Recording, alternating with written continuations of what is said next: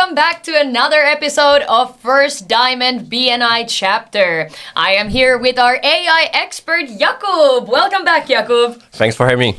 Of course. Now, for all those lazy people who are like, well, there was a 1.0, but I just want to dive in deeper into the AI stuff. Jakub, please tell us very shortly, who are you and what do you do?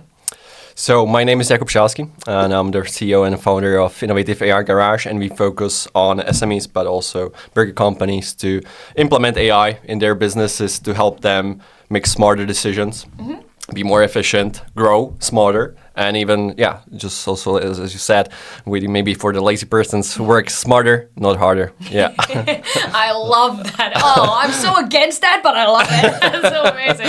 Amazing. Now, Jakub, can you tell our listeners, why did you get into this industry?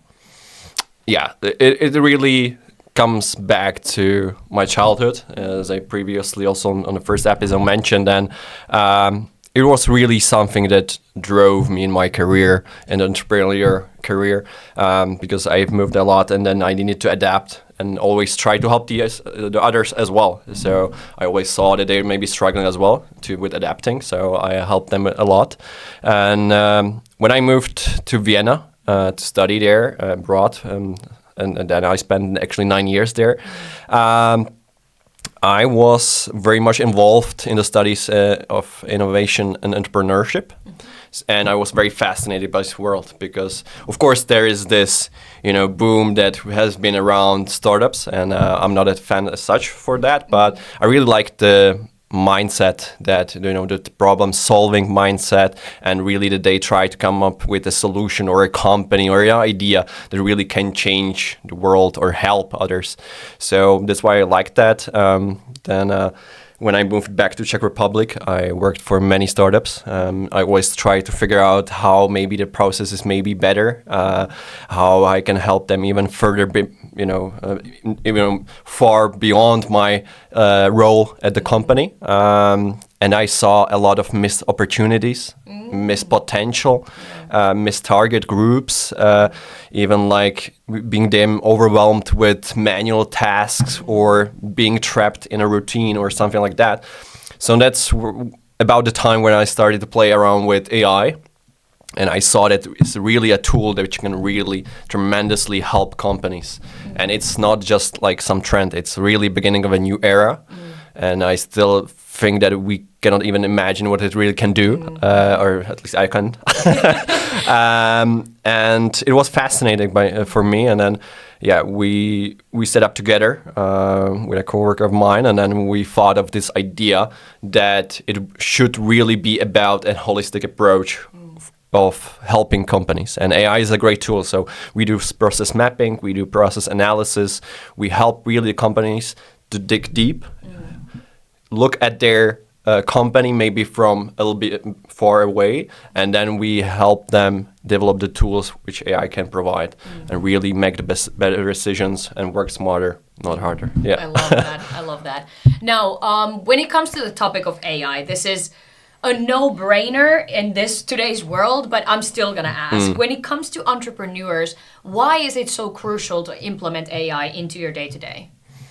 Yeah, this is one thing where we still face the main challenge. It's like AI is so big and it's so different and it's so maybe futuristic for someone that it's really a change of mindset. It's a change. It's a real change management. It's not just like implementing any other tool which you can, let's download this tool and then try it out. No. It's something really different, and you shouldn't use AI as an island solution for one case. You should really have it implemented to be really a new co-worker, and you shouldn't fear that it will steal someone's job. It just makes them more productive, focus on the things that they really should be focusing on.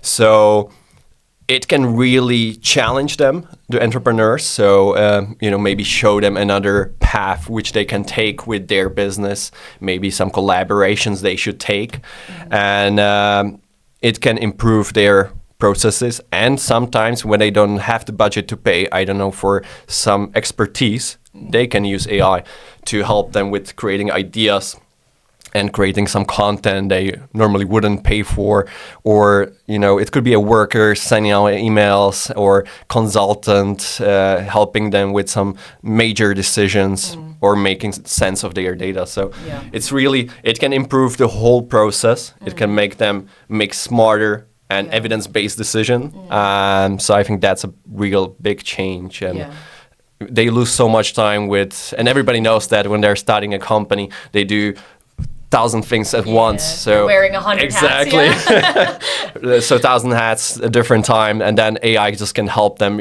organize that, and then take a burden out of them, and then you can really just be maybe about building relationships, building, sales pipelines. But even that in the sales department, AI can outsource those BDR sections, so meaning really the outreach at the first stages, and then they can take over in the account management where it really counts. It needs to be a human touch, so you cannot replace that, but they're building the relationships. But AI can tremendously help you in any department, such as sales. Yeah. Amazing. Now that is so true, and I myself was a long time against AI. When I started in as an entrepreneur, I said I will do this myself. I'm authentic and I'm original.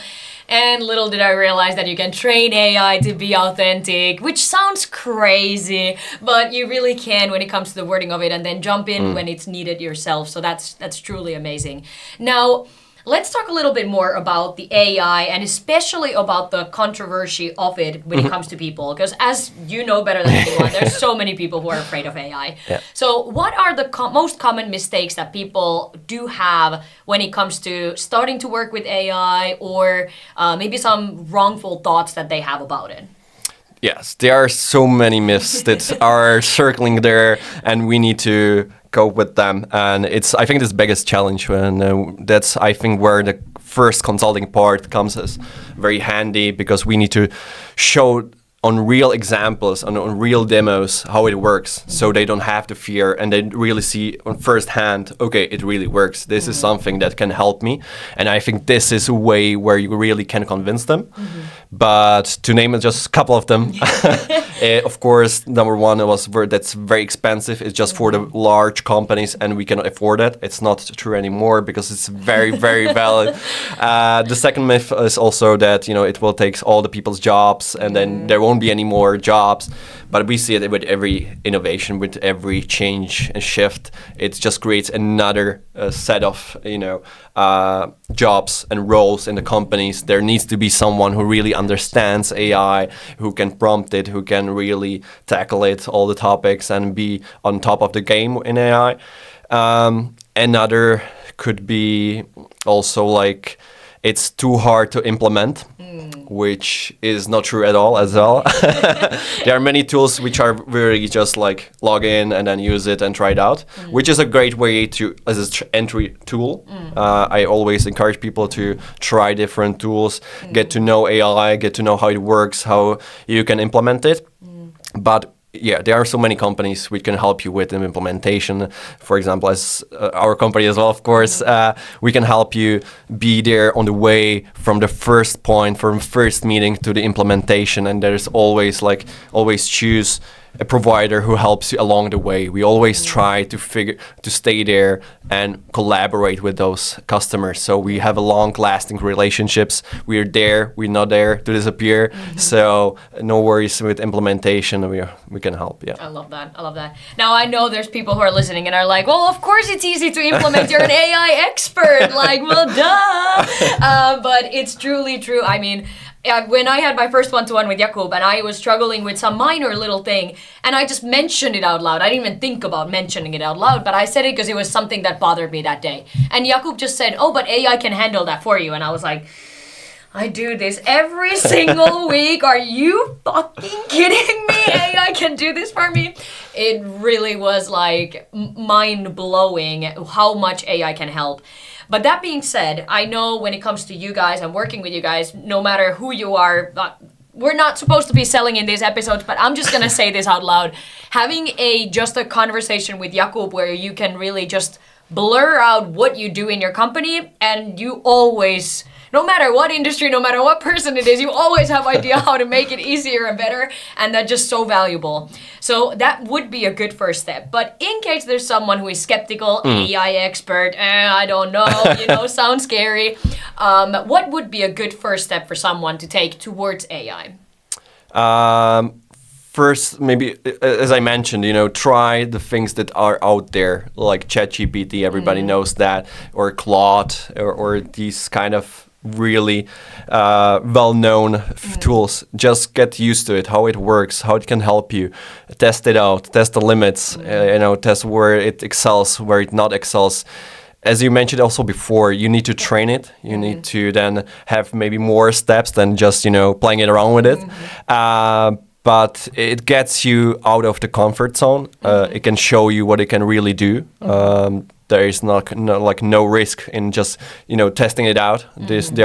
All these tools have free features, so go ahead, test it out, and then get in contact with an expert, because then they can really show you just some demo or firsthand how it can really help you, and even go further than just ChatGPT or those tools, and then you gradually see, okay, AI can really help me. It's here.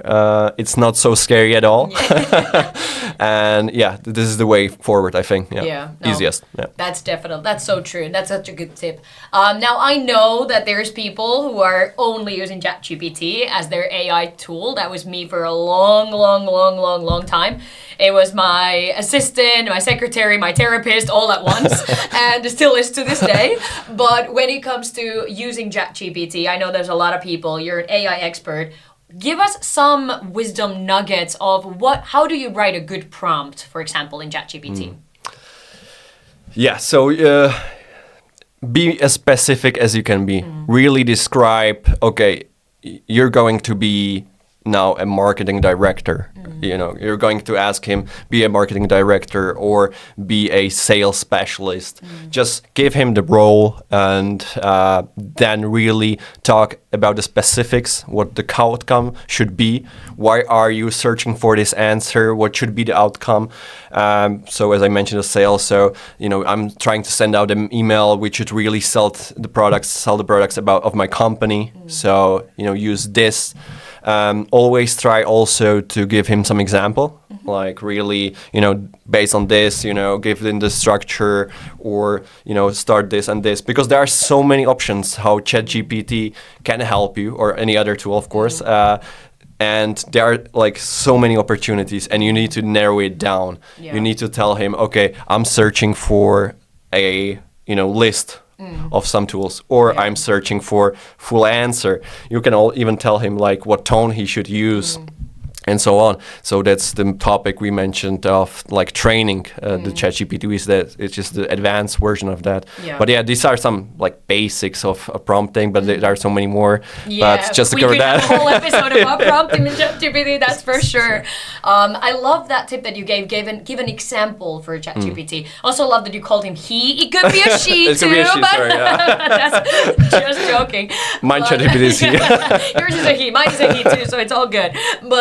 But when it comes to using ChatGPT, I've noticed that a lot of entrepreneurs, especially since I coach entrepreneurs mainly and business leaders, and every time when I tell them to use ChatGPT to brainstorm with hooks, for example, for videos or anything, and people are scared that it's not going to sound authentic or anything, but I love that tip of giving an example, because then it goes based on that example into the idea itself. So absolutely love that tip for everyone.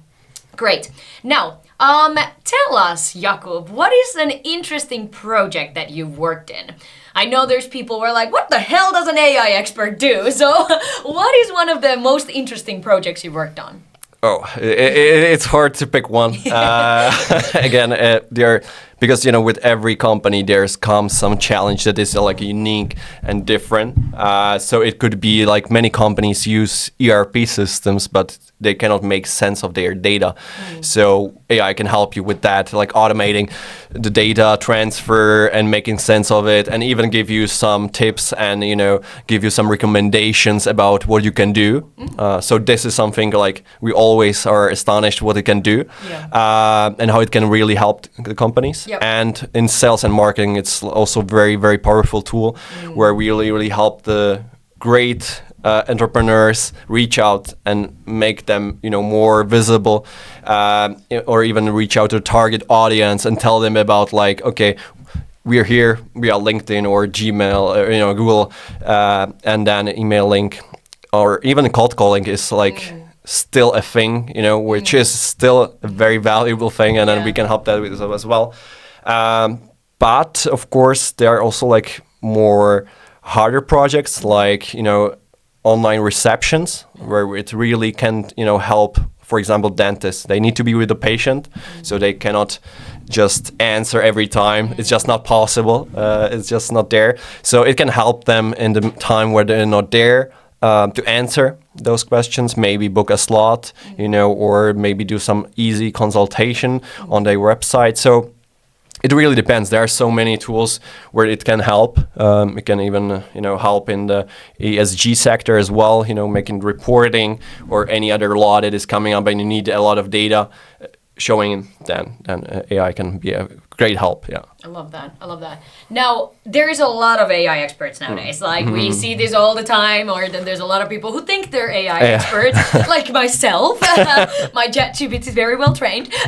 No, I'm only joking. But there's a lot of experts. What is making you guys such a big difference compared to all these other AI experts? I think it's really the holistic approach that we really try to look at the whole company as such, and we try to implement it in a manner that it really implements very well in their system. We know they already use a lot of tools. We don't want them to change and pay for any other tool. It should implement well with each. It should go well in hand, because there are so many tools, but that one tool is better for their environment. The second tool is better for the other environment. And also we can help them with the process mapping, which is a great, additional tool which can show them, okay, here's the bottleneck, maybe we should work on there, and then we can start there, do the pilot projects, and then work gradually and steadily in that conversation and that collaboration even further, and then help them, develop something that is really working for them and not just another tool that they need to learn how to cope with and be something that is kind of a burden, right? Yeah. So we really try to be as seamless as possible and really something that can be easily implemented, because sometimes a lot of people use Excel sheets and Google Sheets. And we say, of course, the first step could be still stay in your environment, and behind the scenes we can do some automations, we can do some AI extensions, and then you will get the result you would normally do manually, but you just, out of those maybe 6 steps, you just do the one, and the rest we do for you, and then you get your notification to, I don't know, Microsoft Teams or anything else. So it can really provide a real value, and we're trying to really challenge each other in the team. So it's like, okay, does it really help them guys? Okay, if we do this, would it be better or worse? And then we come up with a solution that is really tailored to their needs. It's not just like any island solution that you just install and maybe it works, maybe it doesn't work with your environment. This really helps. This really works because we implement it ourselves. And if it doesn't work, we already see it before it's implemented. Yeah, right? Absolutely. No, and I love, Jakub, you were probably one of the only one, and which is crazy because you work in AI, because every time when I have one-to-ones, these small one-on-one conversations with people, I'm always making people tell me your industry like I was a 5-year-old, because that's the only way how I truly understand a industry where I don't work in. And I don't think I've ever asked you that question. Maybe it's because you saw me as a 5-year-old. I don't know. I'm debating myself, but you have such a way of explaining them when it comes to industry specific people, like breaking it down so beautifully I love that's connected with your holistic approach as well. That's so valuable to see as a business owner. Amazing. Jakub, we're coming to an end of our episode. I know there's a lot of people who are like, well, Susanna said I should have a conversation with Jakub. How do I do that? So on the end of it all, can you tell everybody how can they find you, where can they contact you, and what's the best way of getting in touch with you? Either they can go to our website, so innovativeaigarage.com, It's a long way. It's a long name, Don't worry. put it in. We put it in the comments maybe or the description. And yeah, I'm on LinkedIn, so Jakub Šťáhlavský. Search me there, and then I will. Also hard name to find. We will put that in there too. That's true. Yeah. But yeah, feel free to reach out, and then we can just chat about your challenges, what AI can do for you, if it's really the solution for you, or maybe it's if you're concerned that even maybe data privacy and so on, we can tackle that as well because we know it's a valid concern, but we can work around that as well. We are working with doctors anyway, so sorry, I got a little lost. No, So yeah, website, LinkedIn, I think that's the easiest. We have all the contact information there. They just can find anything they want to. I love that. Reach out to us. Thank you, Jakub, so much. So many Thanks. wisdom nuggets, so many things that I'm like, I should implement more of AI in my life. Thank you so much for being here.